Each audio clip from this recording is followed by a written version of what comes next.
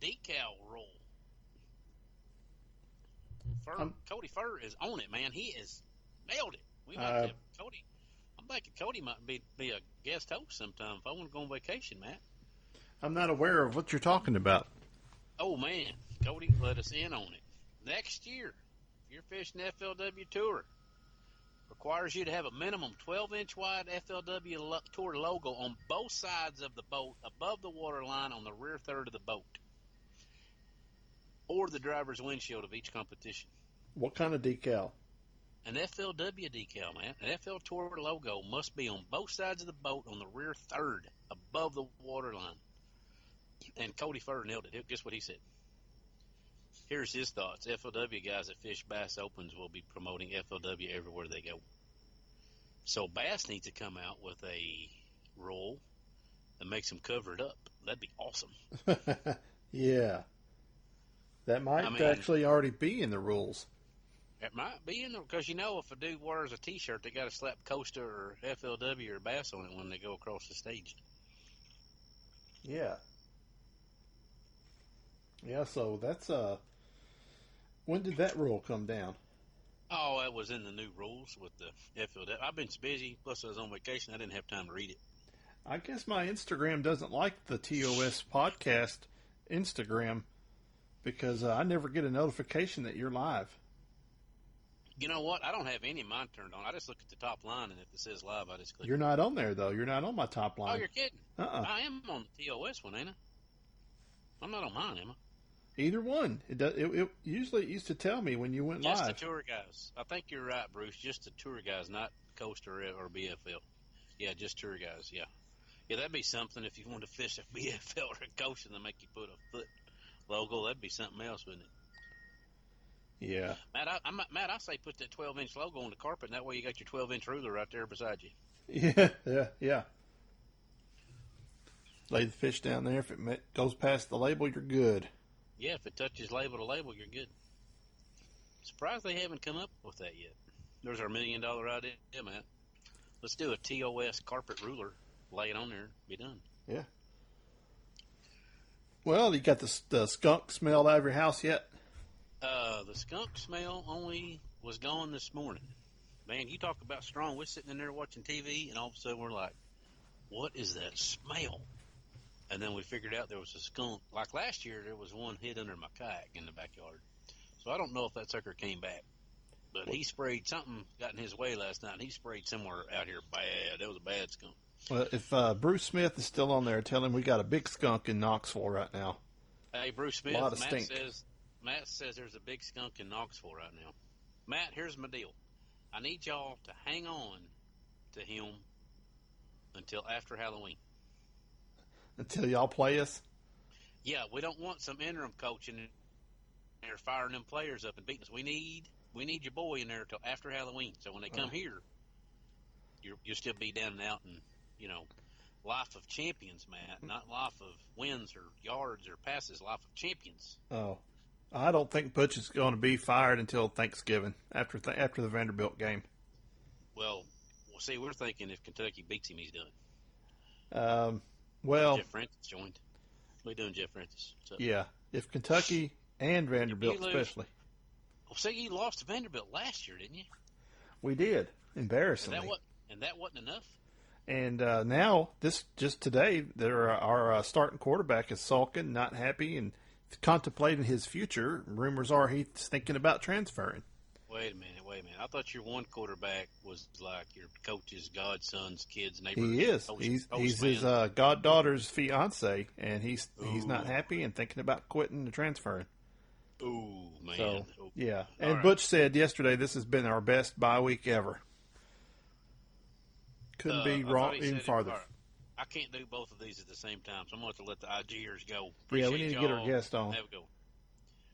All right, in live, yeah. But I want to save it. I want it to the top. Where do I put it at the top? Now that that's over, it can no longer... What? Your live video will stay in the moment. Now that it's over, it can no longer be viewed on Instagram. What's that mean? That must be a setting we got off. Yeah, you better check that. I'm going to go there right now. While you're doing that, let's get Mr. Brent Anderson on the phone. Do it. Let's get Mr. Brent on there. And Story settings.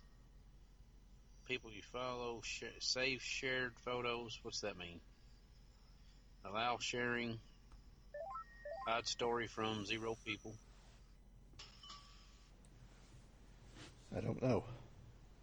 This technology is above me, Matt. Edit profile, change password, 2-factor block, private, no, switch to settings, linked, contacts, language, push. Hello.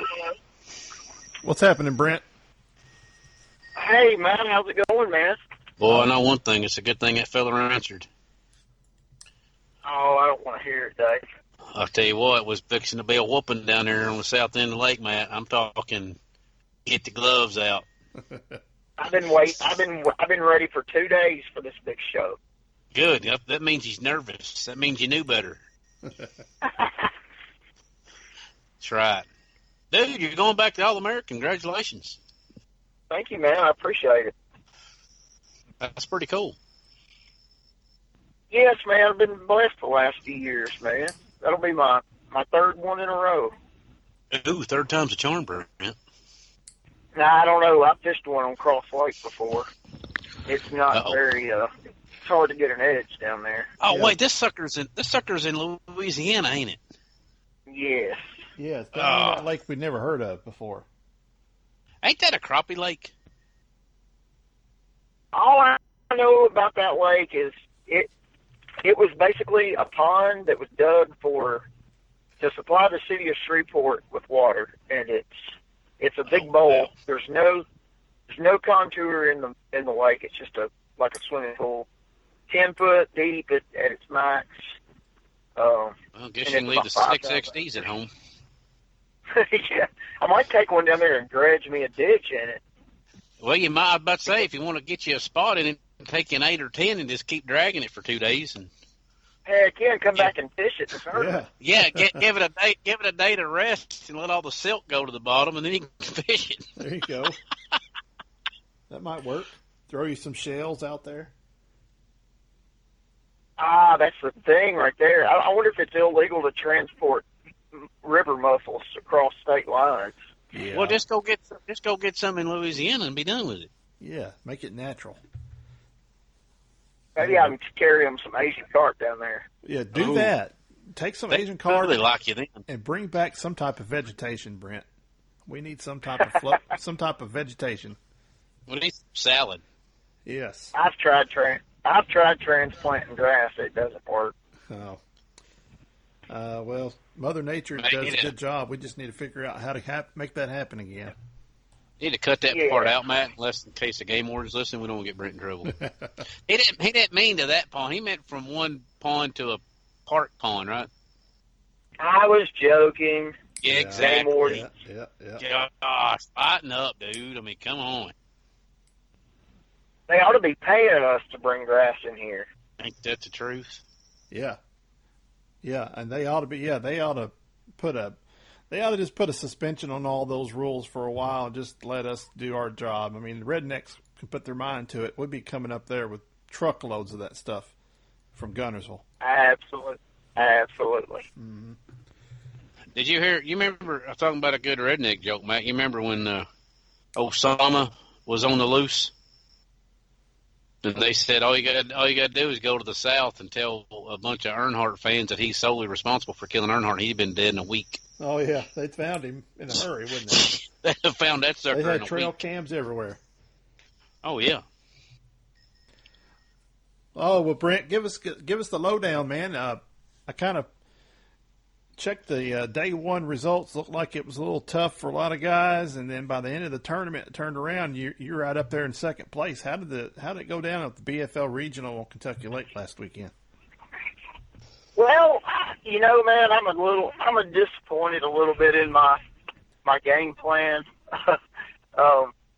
These fish, it's obviously not a secret. I like to throw big bone super spook this time of year, and it's been really good to me the last 4 or 5 years. But I don't really know. It's a different deal now. I'm trying to relearn it.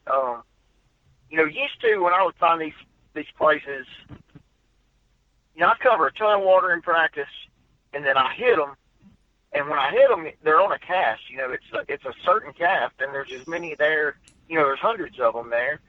And then I leave, and I come back on Saturday, and they're right on the same place. And now I'm thinking it's a combination of lack of fish, lack of bass, lack of bait, lack of grass even, and clear water. And it's causing the fish to chase the shad more as opposed to just sit and wait on them to come to them.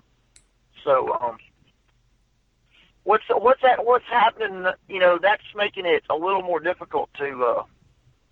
I had 3 schools found, or 3 groups that were roaming an area that I thought I could win off of, and Ed Geddes was fishing one of them, Marty Sisk was fishing the other, and I had the other one all to myself, but they never showed up in the tournament. And when I found these dudes on Wednesday before the tournament, and I saw probably 60 5 or 6 pounders, and I had my hooks cut off. And when I threw on them, about 15 of them just came unglued on it, man, and they bit it all the way back to the boat until they saw the boat and they scattered. But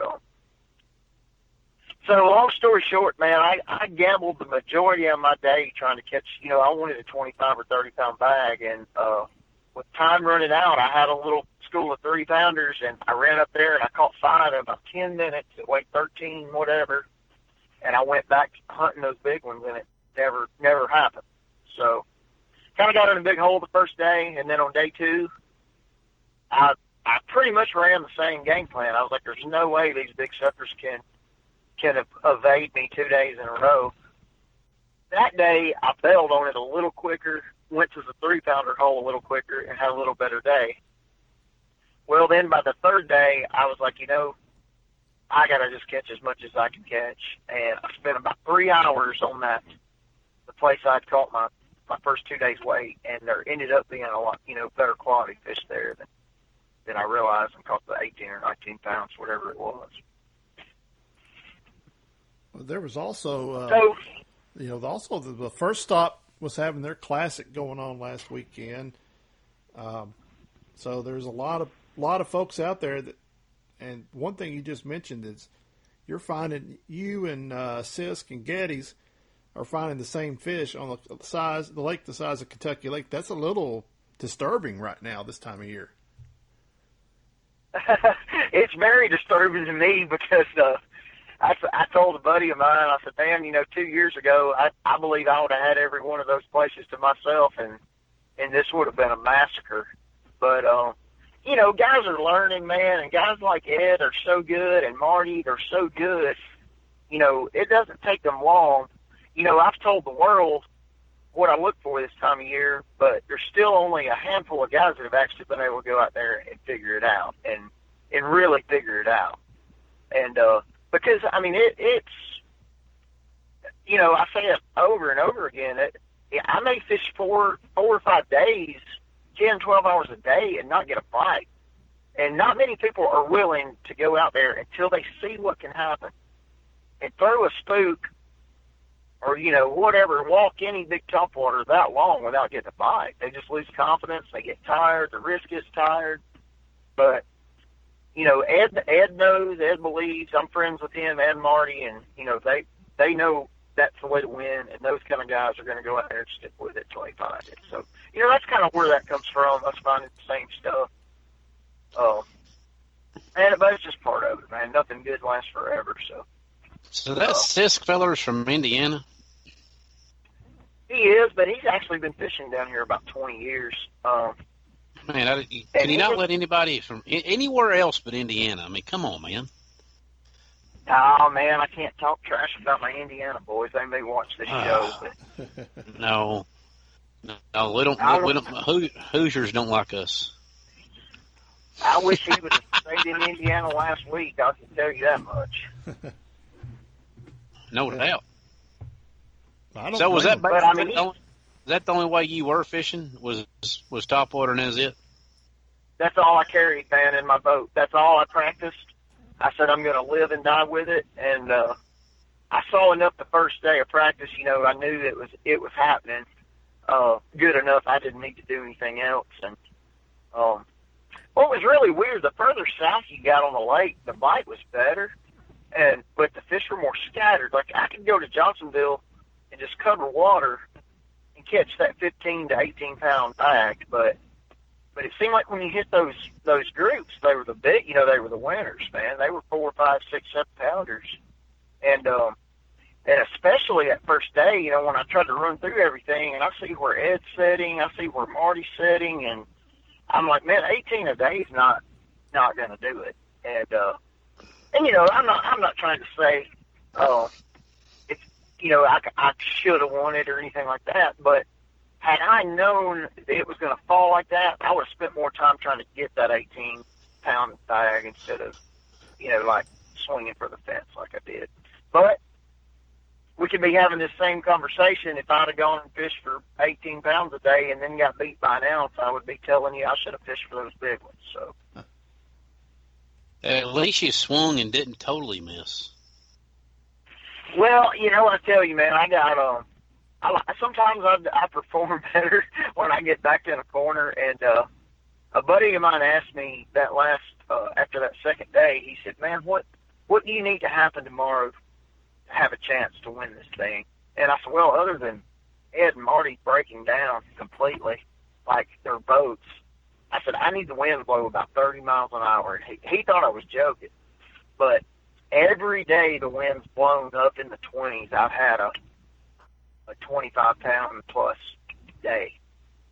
So, and I also knew those other 11 guys were going to freak out. And, man, I stopped at a restaurant on the way home up at Fast Eddie's, and Ed was in there. About half the top 12 was in there, and everybody was looking at the forecast and should we make the run? Are they going to bite? And I looked at my buddy. I said, man, they're dropping like flies right now. I was like, they're already beat because of things we can't control.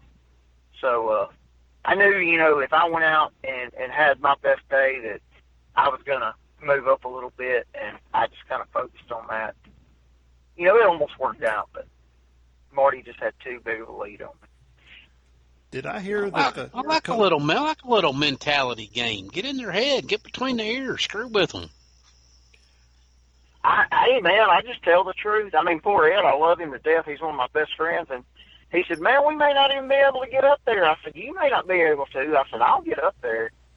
And he said, well, they bite in them big waves. I said, them big ones will bite tomorrow. I mean, I knew, man, I was going to have an opportunity at my best day. If they ate the bait, I got them into the boat. But when it was all said and done, the wind didn't blow. It was actually calmer than it was on day 2, but it got breezy a little earlier, so it helped a little. But I still didn't get those big jumbo waves that I really wanted to get those great big ones fight. Do you think that wind helps you? You're talking about fish following your bait to the boat and scattering. Do you think that wind kind of helps keep you hidden? I do, Matt, and I don't know if you guys have been on the lake recently, but, well, you were in the 2-day BFL, Matt, and yeah. This water is so clear, man, and, these carp are filtering everything out of this lake, and it's, in places it's almost turquoise looking, like St. Clair or something, and, man, there's, I don't know how many, like, schools of 50 bass, I pulled into the boat in practice, and you can just see them out there in that green water, and so that's a good thing, I know where they're living, but I can't always get them to fire on that bait. And then when those big waves roll through there, I just, keep it walking out there where I've been seeing those schools hanging out, and they'll smash it, man. So I think they feel a little safer, in the waves. And I've done it long enough that I know they don't go anywhere. A lot of people think when it gets muddy and 3-footers coming through there, they won't bite that top water, but you got to think these things are sitting in a foot of water, man. They don't have to go far. They know it's in their house, I promise. When it hits the water, it don't matter what the conditions are. Hey, Brent, a couple months ago, we had a little deal planned there to go out with you, and then it got canceled because the fishing's got tough. Did Matt get with you at that 2-day BFL and tell you what happened that weekend, or did he not say anything? Y'all probably went out and caught about 30 pounds, knowing y'all. No.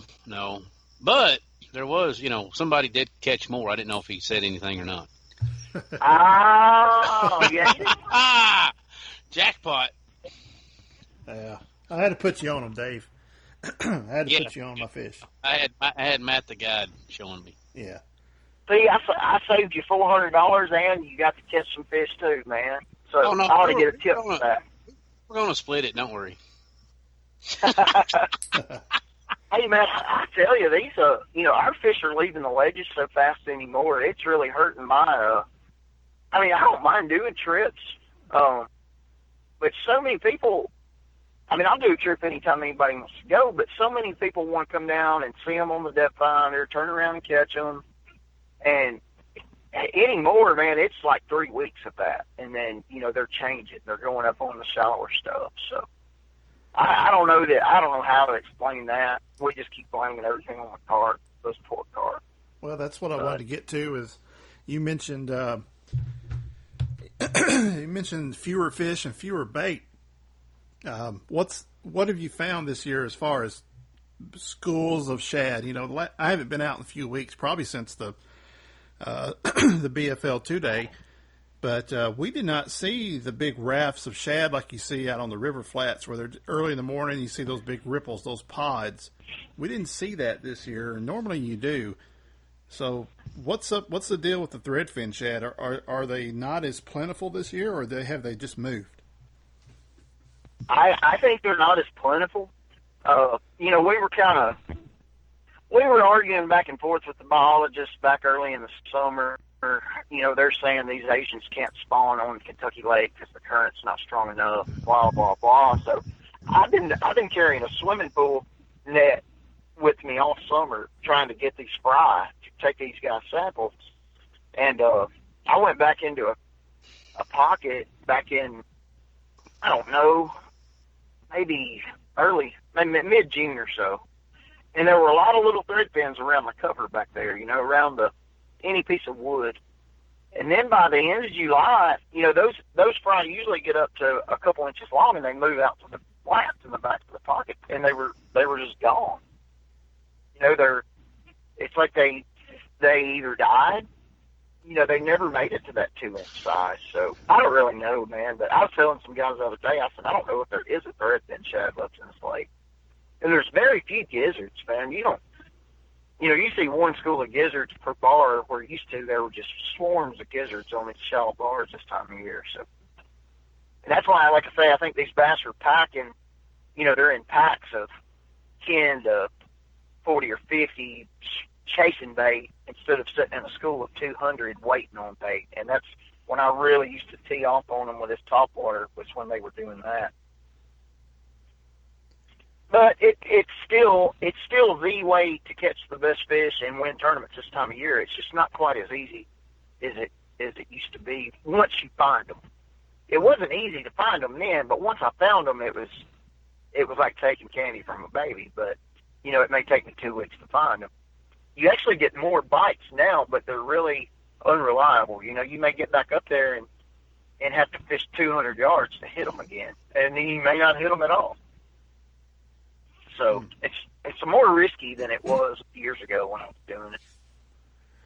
That is a little scary to think about how the future is going to be. You're right about the water being clear. There was some places on the lower end of the lake up north that I could see my lure in 6 feet of water, and that doesn't usually happen on Kentucky Lake. Right. Yeah. What's it like at New Johnsonville right now? Is it getting a little bit like that too?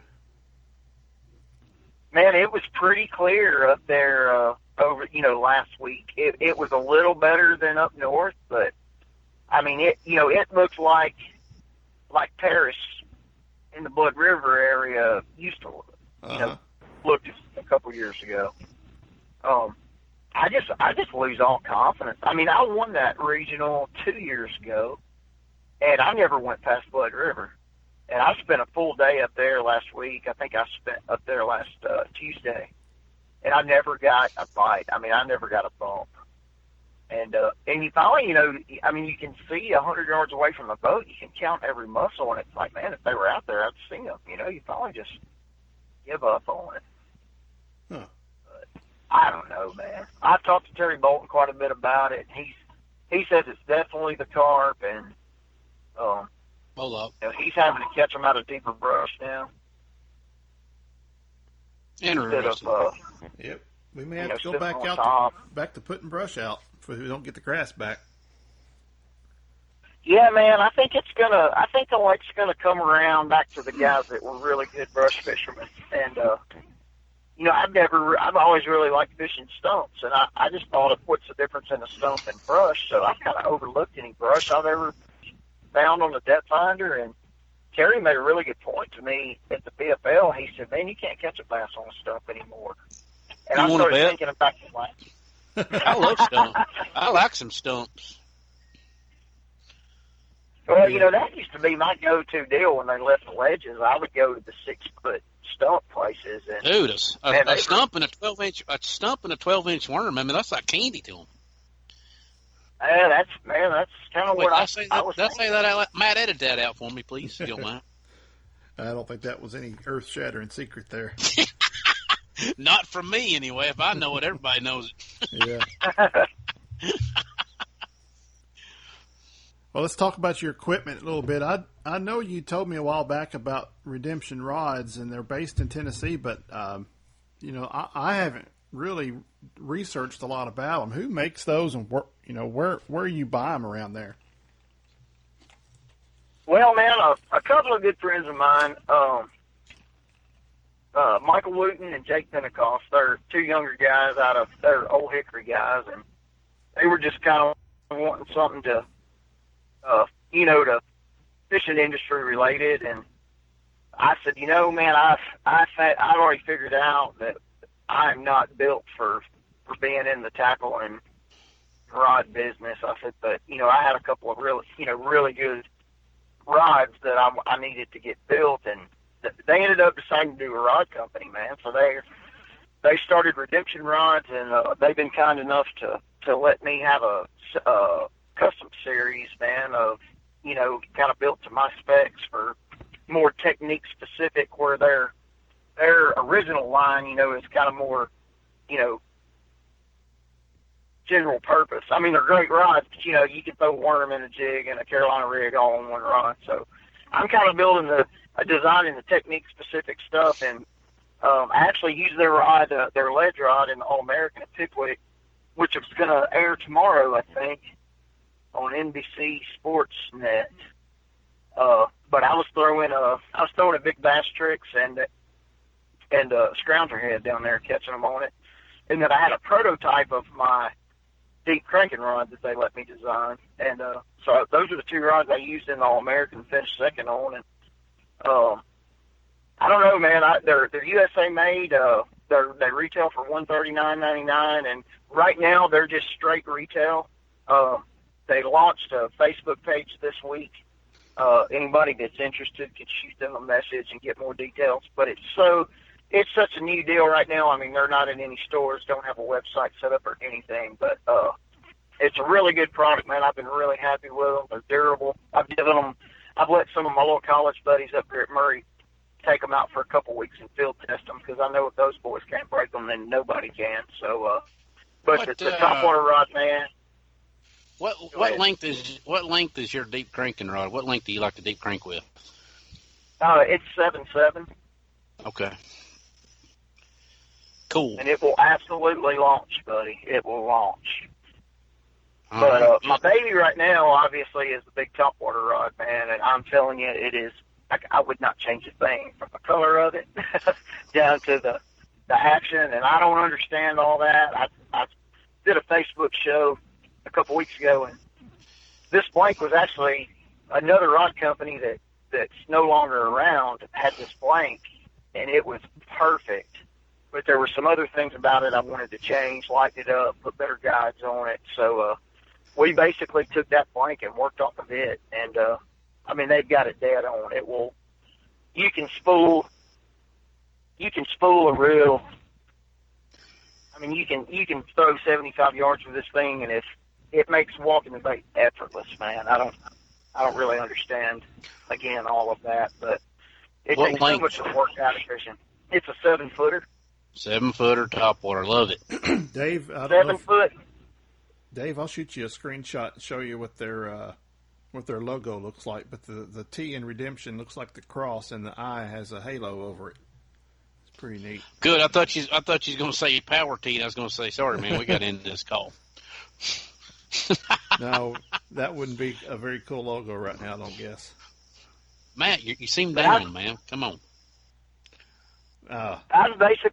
I've told everybody if they buy this topwater rod and don't think it's the best they've ever used, I'll buy it back from them. I have that much faith in it. But no kidding. I had a couple of co-anglers over the last week in the regional have a couple big ones straighten their hooks out, man, and they bought about everything I had with me before they left. You're kidding. I was about to say, yeah. Did you get any good jerk co-anglers? Dudes that just wanted to fish all your crap all the time and didn't give you any gas money or nothing? Just Matt Ellis and David Rose have been the worst two I've ever had. Now, wait a minute. I fished with Geneva Co. We've never actually fished together, jerk. That's bad. I know.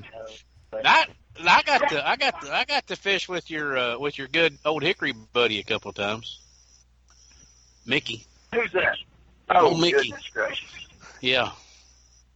And speaking of him, he sent me a text last week to call him, and I had to call him. I bet I'm getting cussed. Oh, man, you probably are. I got plenty of Mickey Beck stories if you ever got time to hear them off air. Oh, God. I've got enough Mickey Beck stories of my own, bud. I don't need any more. I bet. Speaking of co-anglers, did I hear that the co-angler that won had you, Marty, and Ed all 3 days? Yeah. Wow. I heard that too. Yeah, somebody else told me that. You talk about living right. Good night. Yeah.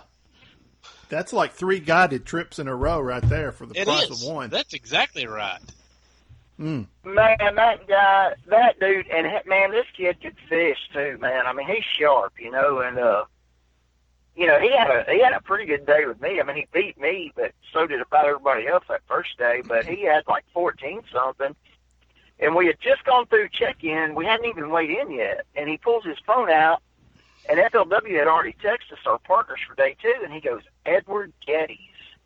And I said, what about him? He said, that's my partner for tomorrow. And, dude, I just lost it. I said, man, you will not even have to fish Saturday, dude. And he's like, what do you mean? I said, man, he's doing the exact same thing we're doing. I said, he's on 2 of the biggest schools on the lake.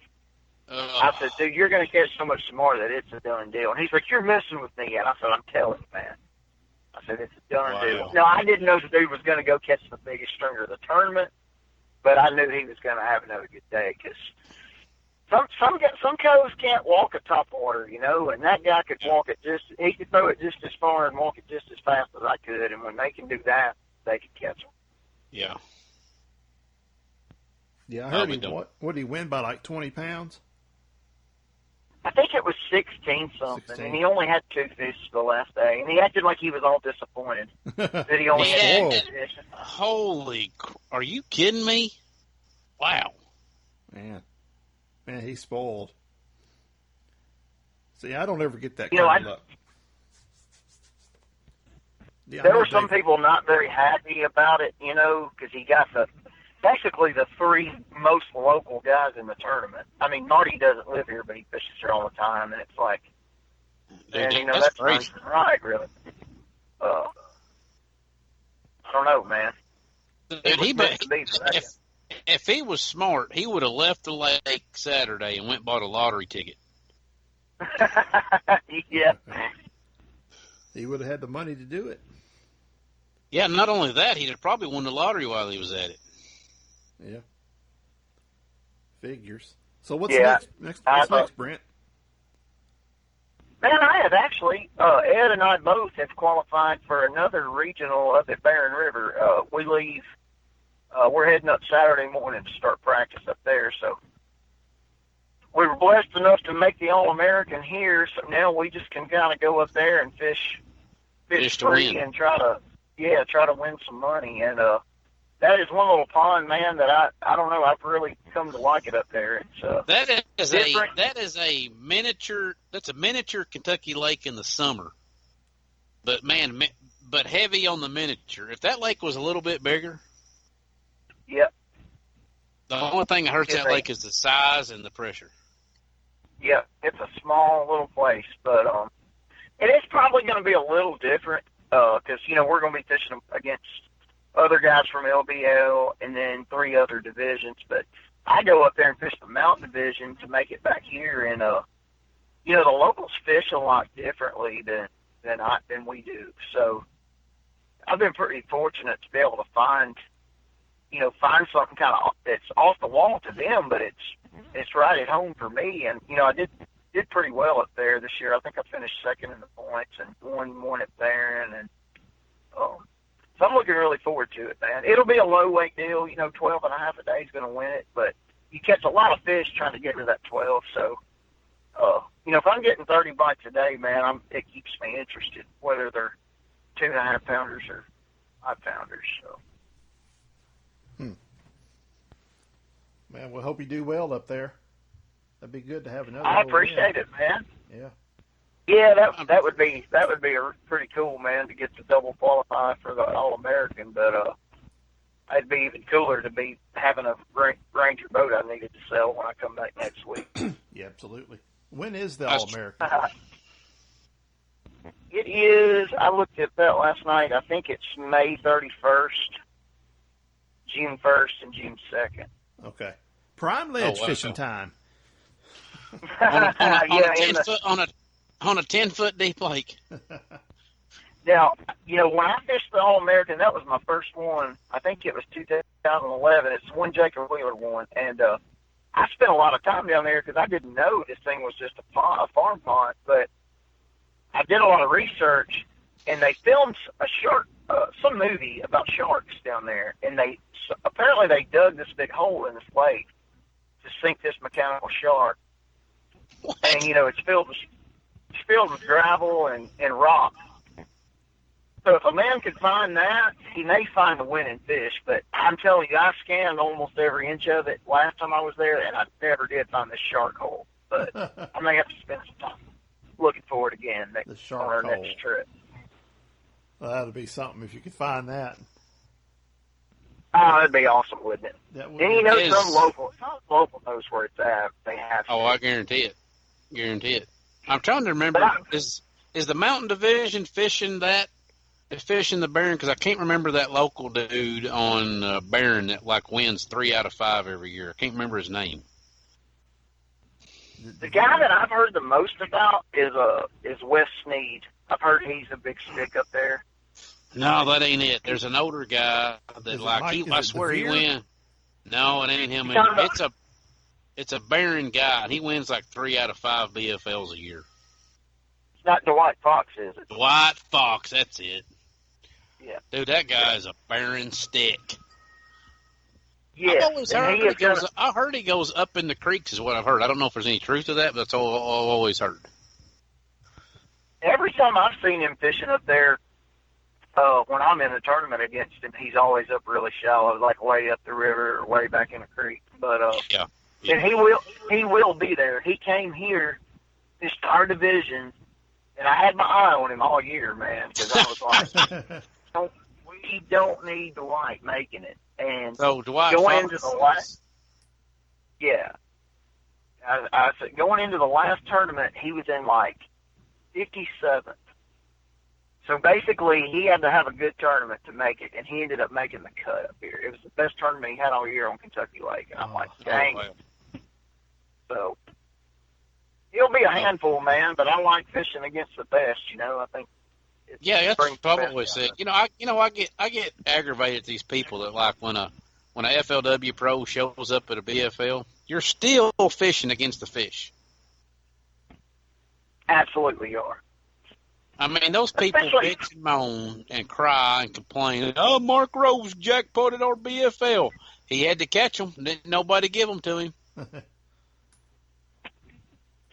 I don't know, man. I've been that way even since when I was younger and just trying to learn. When I saw Bolton and Moorhead and Lashley at a BFL, man, it just pumped me up, and That's right. I was like, if I ever win one of these things, I want those guys to be in it.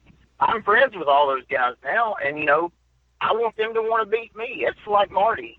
I'm friends with Marty, and I was talking to my mom the night before the last day, and I said, I hope he don't catch anything tomorrow. Well, then I introduced her to him.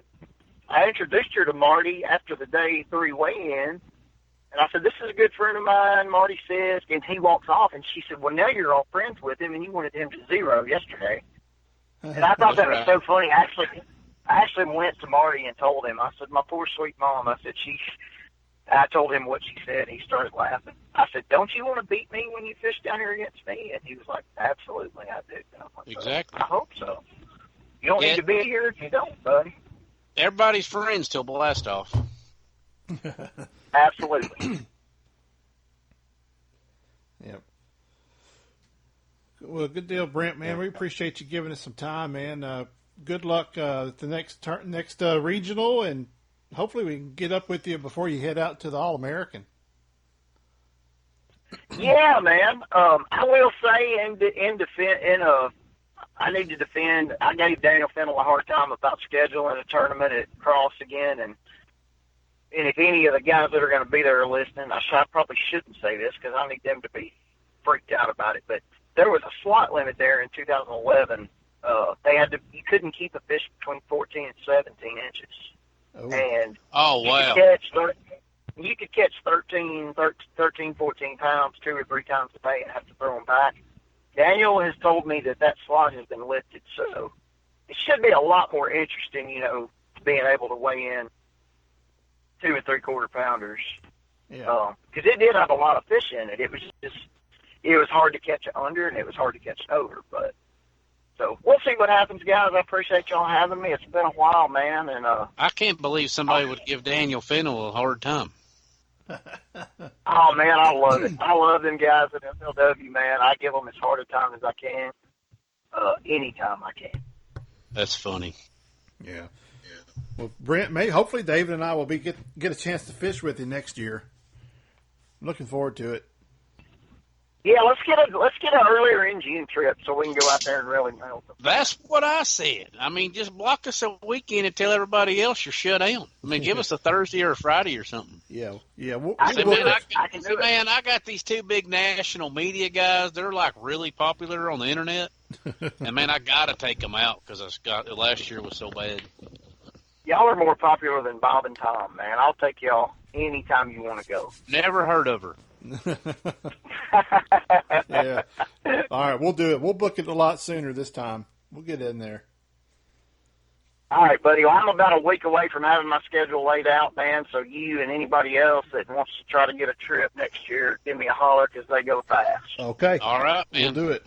We'll be hollering at you really soon. All right, guys. Appreciate it. All right, Brent. Have a good one. Take care. Y'all take care, man. See you.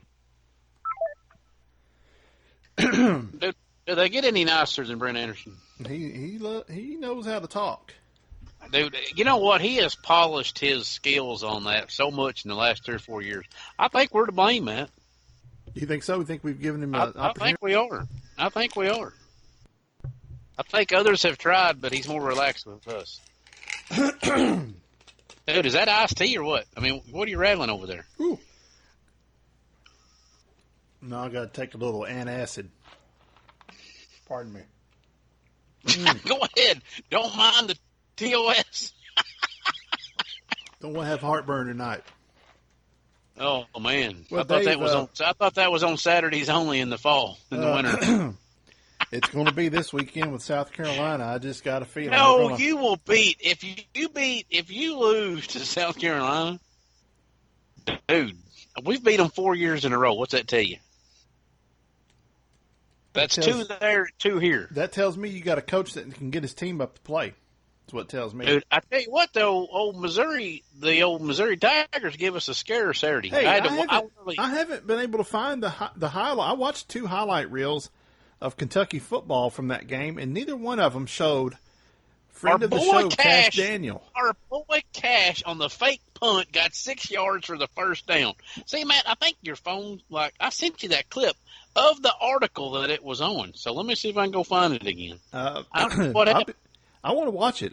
So break it down, though. Was it late in the game? Because the score was pretty tight. Looks like they went back and forth. It was late in the game. It was late in the game. And you know how the 3 dudes line up behind the line to block the punter? Yep. they hike it to Cash, which is on the left end of that line. He catches it and goes get 6 yards out of it for the first down. He just runs like he's on a jailbreak. Dude, Cash is a stud. I'm telling you, dude. He is gonna. His future is so bright at Kentucky. It's unbelievable. Man, I'm proud of him for getting to do that. That's pretty cool. Yeah, I was sitting there. We was at a cabin in Boone, North Carolina, and the internet was horrendous. So I was watching my ESPN app and listening to iHeartRadio, and it was I screenshotted the deal where it says Cash Daniel for 6 yards, and I was like, what? Because I knew they had to punt, and they faked the punt and got it. It was pretty cool. Speaking of, by the way, going back to the co-angler who won the BFL last weekend, his name's Billy French from Hamilton, Ohio. Dave, he fishes for Eastern Kentucky. I'll be darned. How about that? At least he used to. His profile picture, he's standing there with his partner with the EKU trophy. EKU. All right, man. I'm going to send you this direct link, and if you don't go to it, you can find it on. If you want to find it, go to KentuckySportsRadio.com, and it'll scroll down to like Sunday's post. And it'll show up if you want to see the clip. Okay, I will check it out. It's pretty cool. Stud quarterback days. It's stud quarterback Yeah. days. Click the link and then scroll down to the video, and it'll show you where he does it. Okay, I'll get on it. Yeah. See if this works. Well, speaking about slipping a trick play in there, looks like thanks to James Elam that Iaconelli's slip it into the Classic. Iaconelli better buy James as like his first house or his second truck or something. Could you imagine if Ike wins it, getting in like that? That would be pretty crazy if he could do like that. He'd already said, I think my day's over. You know, I don't think I'm going to make it. My streak has ended. You know, I don't think. You know, I don't think. And then Elam pulls it out, and I'm like, wait a minute.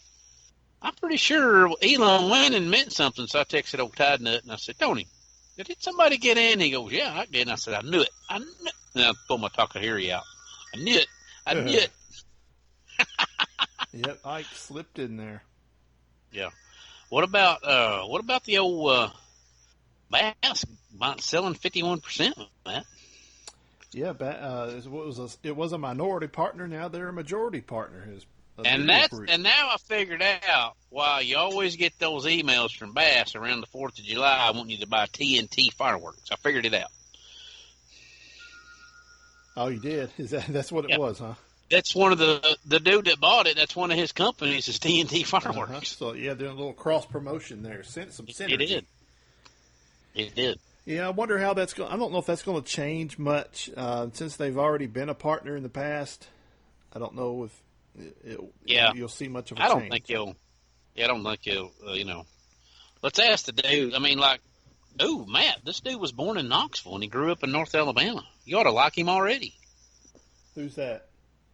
The new Anderson dude, the owner of Bass. He grew up in Knoxville. Oh, okay. He's probably a big UT fan. Maybe he'll turn that thing around down there. Oh, maybe that. Well, he grew up in NA, so he may be a Roll Tide fan. Oh, yeah, he could be. Maybe like Huntsville area or something. He said he's fished around Knoxville, Fort Loudon, Tellico, and Douglas. So, Anderson and Group is invested a board member. It's been to every Classic since 14. Well, I have two, except one. Well, I went to 13 too. I mean, daggum.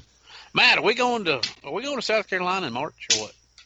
If I get away from work, I'll be there. Are you going for work or are you going for pleasure? I haven't heard about whether I'm going for work. It's probably too early to be making those plans. All right. But I would like to go. If it turns out that they're not sending me, I'll probably just take a couple days off and go anyways. Well, all right. I say we meet in Knoxville and ride over. I could do that. I could definitely meet up there and head on the rest of the way. We can do it, man. Get her done. All right, I'm trying to go back and find this article. It would have been. Oh, Matt. Probably. Oh, Matt. What about LSU beating Florida? Yeah, after losing to mighty Troy. Florida finally slipped up. They finally luck ran out. Yeah, that they should have lost that Kentucky game. And yes, Mr. Yep. Brown, I am talking about your Gators. Friend of the show, Matt. He texted me today. Said, "Y'all gonna do a podcast tonight?" I was like, "Yep." So I had to slide a little Florida love in there.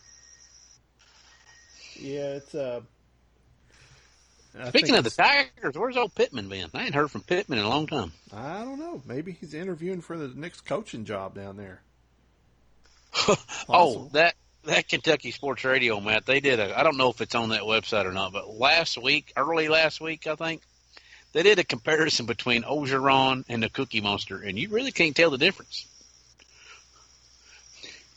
Oh, really? You can't? Ogeron has a little more Cajun than the Cookie Monster, but there wasn't a whole big difference. Yeah, he sounds like Farmer Fran from the Water Boy to me. Oh, man. Yeah. Yeah, we got Mississippi State this week, Matt, at Mississippi State. Oh, boy. The big rivalry. Not really. We actually, we've probably won and lost about the same with them. We're not going to beat Georgia, but we've got a chance to win every one of our remaining 6 games. I agree with you, including Tennessee, because Tennessee can't hardly beat the worst team in the country. We could be 10-2, or we could be 6-6 at the end of the season. That's how crazy our stuff goes. It could. What are y'all right now? 5-1? 5-1 should be 6-0. Oh man, that was a tough one to stomach. Yeah, and you were there to watch that one. Oh man, $150. Wish I'd get back. Oh well, had a large time, had a good tailgate, good time in the stands. Met 20 buddies I'll never meet again the rest of my life probably. Hooped and hollered with them, yelled, stomped, cried, yelled, cheered. It's rough. That's a blood, sweat, and tear game right there, Matt. Did you find the clip yet? No, I haven't. I found the highlight clip, but it looks like the same one I watched the other night. It should be.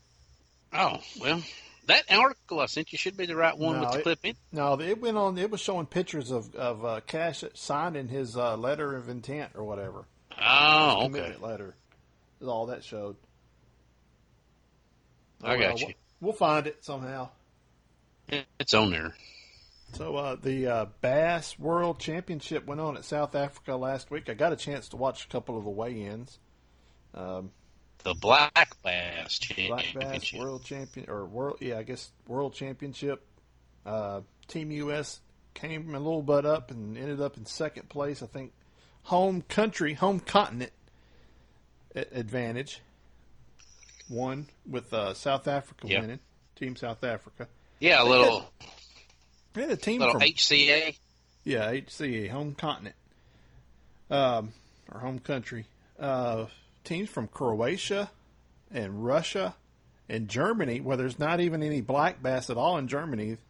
I guess they go to different places to catch bass. They ended up doing pretty good. Ooh, that's a lot of traveling, a lot of money right there. It was a weird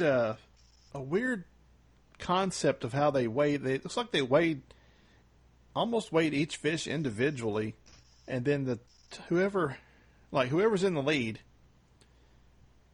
is in the lead, and whoever's behind them, however many pounds they're behind, or somehow they give them what they call penalty points.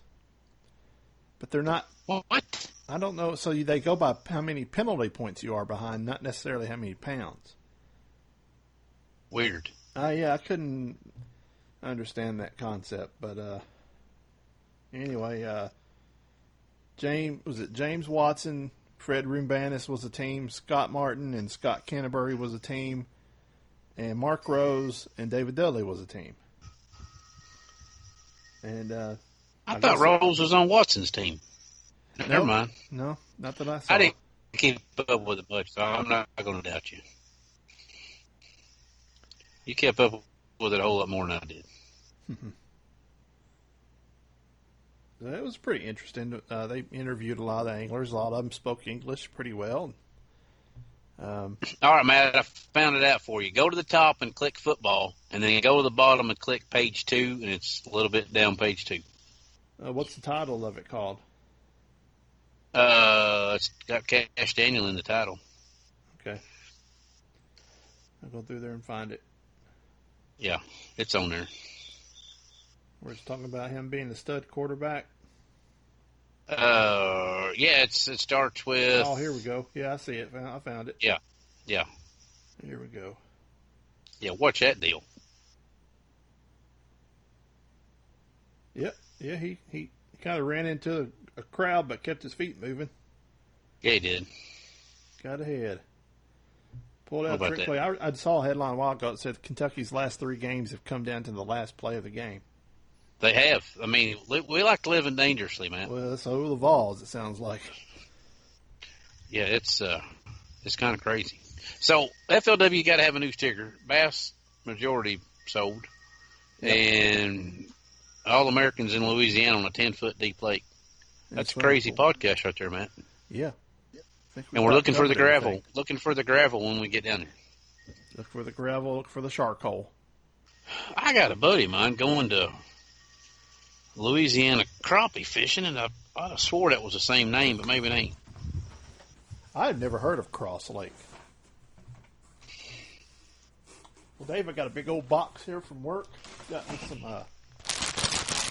me a few goodies getting ready for my next 2 weekends. I'm going to be fishing a lot the rest of this month. I got a couple big tournaments, so stocked up a little bit on some stuff.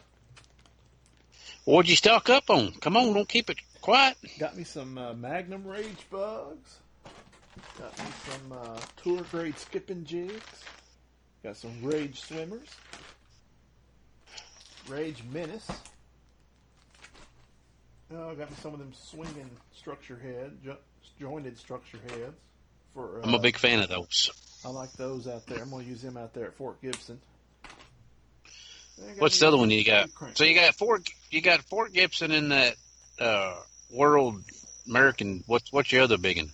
The Federation Semi-National Tournament, where the Tennessee State Tournament qualifiers from East and West divisions go up against Kentucky's state qualifiers. What pond's it on? It's on Paris Landing, Tennessee pond, Kentucky Lake. Well, they ought to have that in like Ohio then to make it. Well, they did last year. They had it at Golconda. Well, that's Illinois. You take your. Oh, I got a pretty good. You leave Golconda and go south toward the dam. I got a pretty good creek to go in. I think it was on Golconda. It was up there at Ohio River. That's all I know. Was it Smithland Pool? I wasn't in it, so I don't know. Oh, okay. But I heard it was so bad, people said they would never want to go back there. It was terrible. I got a creek up there that we used to have a church tournament out of. Just saying. Well, if I ever end up there again, I don't know. Hopefully next time it'll be somewhere like Pickwick. Somewhere good? Well, it's supposed to alternate between the states, but there's just not much in Kentucky until you go over. I guess you could go over to like Barron and Cumberland, places like that. Yeah, you can go to Cumberland. You can go to Barron. You can go to. Go Dale Hall. How many boats are in it? That determines. There's probably going to be about 80. I'm thinking. Oh yeah, you need to go to Dale Hall, Cumberland, or Barron then. Yeah, I'm thinking 80 at the most. The rest of them ain't really big enough. Yeah. But, I'm just going to be a non-boater. I won't have to say I might have a say, but I won't be able to be up front. I'll just be competing against other Federation co-anglers. You won't be driving. I won't be driving.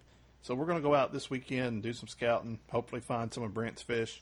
Sounds like it's going to be pretty tough. If it takes Brent 12 hours a day for a week of practicing to find them, I got a feeling it's going to be pretty tough on us to find them. I hear you. We'll see. Sounds like the wind chimes are going up there. Dude, that is my favorite new wind chime. That some friends of mine in Paducah sent that to my dad's funeral. So I put that on my patio, and when it chimes, it makes me happy. Nice. Well, we're getting some rain cool down here finally. It's been a pretty wet day. So if you're in the Paducah area, you need your car fixed from a wreck, go to Pro Collision on Stuart Nelson Drive. There's your plug, man. All right. So you asked about the chimes. I had to tell you where it's from. Good story. Yeah, I like it. So, well, Matt, are we done? I think we about covered it. That is 1 hour and 10 seconds right now. All right. Yep. Appreciate everybody listening to us. We're sticking to our every other week format for now. Hopefully, Till something breaks. It's kind of the off season. I'd like to catch some of these pros before they start hitting the deer stands too much. Yeah, I thought about texting one the other day, but he's pretty heavily into it, so I left him alone. Yeah, let him stick one or two. One of those Oklahoma fellers. Yeah. Yeah, and I got. I'm thinking about catching up with one from Idaho, but I'm pretty sure he might be elk hunting. I don't know if he's done yet or not. Have at it. Yeah, we'll see. Right. I just happened to text Brent. I said, "Hey man, congrats on making All-American." He goes, "Hey, when do you want to do a podcast?" And I was like, "Well, since you asked, guess what? We're open Tuesday." So it's kind of worked out. Got a text message on our TOS voicemail number. Got a text message from Henry Engler. He said, "This is Henry, and I would like to join my good friend Rich in protesting the results of the SSFL. You clearly violated my rights. If I was not a God-fearing right redneck, I would take a knee during the Hank Williams opening to the podcast in protest." That is funny. I like where he went there. But unlike the professional sports clowns, I know right from wrong. Exactly. Good job, Henry. Yep, we agree with you. We'll make it right. We'll go to the right format next year. That's why I'd rather watch football on Saturdays and Sundays any day. Yeah. Because of that I got alone. a feeling the NFL is going to eventually get to where they just don't have the players come out at all anymore like they used to. They didn't used to come out. Isn't that pitiful? I mean, that's just freaking sad. I mean, you're putting some players in some bad positions to where they would rather go out there and stand, but they're put in a position to where they have to be part of the team. And I mean, don't they all have social media to get the stuff off? Can't they just use their social media, get it off their chest instead of freaking doing that crap? No, they got us talking about it, so that's what they're trying to do. You know what? You're exactly right, man. We need to shut up about it. Just watch football on Saturdays, and you're better off. I don't know. Unless you're a Tennessee fan, then it's just a soap opera. Oh man. Well, man, I did enjoy me some food at Calhoun's Sunday though. How about that? You went to the Calhoun's right there on the river too, right next to That's the best one to go to. Yeah, on the Drive. We were coming back, and we were like 40 miles from Knoxville. Everybody's like, I'm hungry. I'm like, look, we're in the middle of nowhere, and I got a real good place in my head right now we can go to. Be quiet, and we'll be there in a little bit. I'm not sure what night of the week they have the vol calls. They have the live vol call radio show down there. I sent you a picture of you and Henry at the same time, and neither one of you liked it. Yeah. Butch Jones came out yesterday and said that quarterbacks didn't necessarily need a physical rep in practice to get the reps in. They could do what he called leadership reps. I couldn't remember. That's the joke I was trying to make. That's the joke of the week is leadership reps. So add that to the checklist and the bingo card for the Butchisms. I'm sure hoping he's getting plenty of his leadership reps. Matt, it's Wednesday from 8 to 9. Coach Jones Live. Wednesday, 8 to 9. I guess we'll have to hear what kind of individuals he's going to talk about tomorrow night. I mean, I sent you and Henry the picture. Nobody replied, so I thought, well, they're either mad. Oh, did I not reply to that? Nobody did. I just deleted it. It's fine. I thought I replied. See if I kid around with another volunteer. Fine. Well, if I didn't, I apologize. I thought it was funny. Because I said, y'all better hurry up. It's going to fill up quick. Yeah. Hey, they have some good food. That's the only reason I'd go to Calhoun's. Oh, dude, their ribs are. I got the catfish this time. I wish I'd have went with the ribs, but I didn't. Their ribs are. Me and my good buddy Denny that you met in Paducah went to a Kentucky-Tennessee basketball game 4 or 5 years ago. We went to Calhoun's right after the game. Oh man, good stuff, ain't it? Ribs. Yeah. Then it started snowing on the way home. Imagine that. Huh. Yeah. So. All right. But if we got any listeners in North Carolina, Matt, I am a big fan of the Boone, North Carolina area now. That is a ultra cool area. And Appalachian State is over there. I was going to buy you and all my you and old Barry and Danny. I was going to buy every one of you an Appalachian State shirt, but I didn't know what size to get. Oh, Well, I appreciate the thought. I know Barry would like an Appalachian State Shad. I mean, what was that? Fourth quarter, y'all pulled that one out last year? Yeah, we pulled that one out. Yeah, They're such a good team. We pulled that one out. I thought y'all could understand my joke. We had 5-star Hart in that game. Oh man, I'm telling you, the reps going into that Hart was unbelievable. Well, next time we talk, Dave, on the podcast, Tennessee will have probably got beaten by Alabama. Oh, is that coming up? That's coming up in a couple weeks. Oh, all right. So y'all play them on like the 21st. Yep, absolutely. So the podcast is the 24th. There's something on my calendar for that. Oh, somebody's got to go to the dermatologist and orthodontist that day. Family calendar on the phone makes things handy. It does handy. Yeah. It does help. All right, man. We'll do it again. We'll do it again soon. Appreciate you guys listening. We will catch you here pretty soon.